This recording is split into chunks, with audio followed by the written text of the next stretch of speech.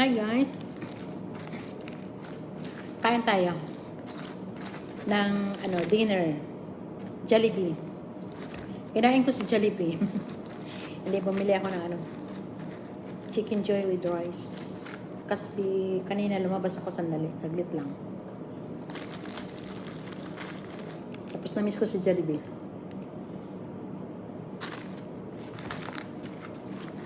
Kasi malapit lang dito sa amin. Kasi yung bahay ng amo ko ngayon, bago. Medyo malapit lang. Yung aabangan ng taxi, malapit lang. Nandiyan lang sa labas. Magtataxi ka lang doon.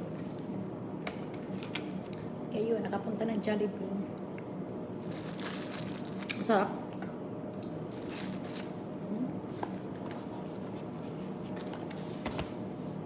Spaghetti. Ano nangyari sa spaghetti? Bakit nabulingit ka?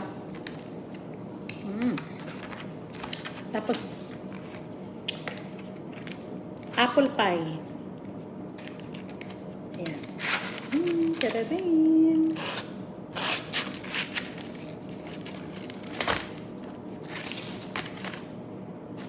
Bumili ako nito. Tapos maya-maya, bumili din ako ng milk tea. O, diba? Paano ako papayat nito? Guys, kain muna ako, ha? Thank you for watching. Follow and share, make vlog.